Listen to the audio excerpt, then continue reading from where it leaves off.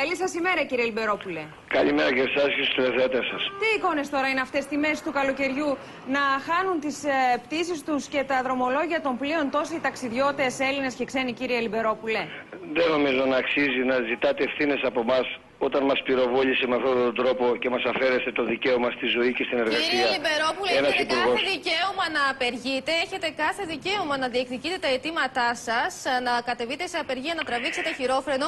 Θα πρέπει όμως να σκέφτεστε και τους χιλιάδες πολίτες. Ακούστε με, γιατί όταν φτάνουμε σε ένα σημείο να μας κάνετε ηθικό δίδαγμα δεν είναι δυνατόν. Δεν κάνουμε εσείς δημόσια συχνότητα υπηρετείτε και όταν κάνετε απεργία κλείνετε τη δημόσια συχνότητα.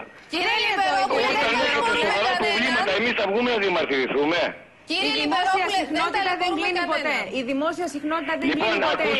Κύριε Λιμπερόπουλε, εμείς συνεργαστήκαμε με την κυβέρνηση, βγάλαμε συγκεκριμένη απόφαση και έρχεται ένας υπουργός στην καταργή και μας πυροβολεί και μας λέει σε σκοτώνω. Σε καλή θέληση της κοινωνίας. Και απέναντι στην κοινωνία. Από αυτή τη στιγμή αεροδρόμιο και λιμάνι απεγκλωβίζονται προς άλλη κατεύθυνση τα κομβόια ταξί. Είναι η πρώτη μέρα και η πρώτη προειδοποίηση.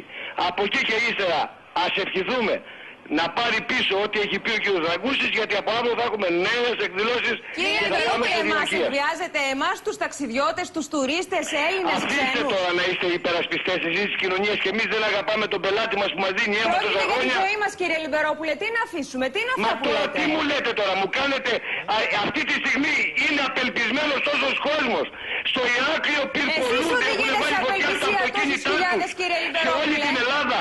Και ένας υπουργός για τον εγωισμό του, γιατί συνεργαστήκαμε με τον προηγούμενο υπουργό της ίδιας κυβέρνησης, μας τιμωρεί και μας εκτελεί και μας λέει τι φταίει ο πολίτης. Κύριε Λιμπερόπουλε, σας είπαν τι είπατε να κάνετε στη μέση του καλοκαιριού με τόσο τουρισμό και είπατε εσείς δεν μας άμε. Να αυτοκτονήσουμε θέλετε? Κύριε Λιμπερόπουλε, καταλαβαίνουμε σε τι θέση βρίσκεστε. Από το πρωί όμως μας τηλεφωνούν. Κύριε Λιμπερόπουλε, να κάνουμε διάλογο, να μην κάνουμε μονόλογο, να μπορεί να μας παρακολουθήσει και ο κόσμος. Βγάλτε τον υπουργό, τον υπεύθυνο, να πει γιατί δημιούργησε τέτοια αναστάτωση. Εσείς τη δημιουργείτε, κύριε Λιμπερόπουλε, και δεν έχετε και το σύνολο στο πλευρό σας. Χωρίς το κοινωνικό σύνολο δεν θα έχετε επιτυχία. Εξαγριώνετε όλο τον ελληνικό πληθυσμό που φεύγει τώρα για 5 μέρες διακοπών και αφήνουμε τη ζημιά.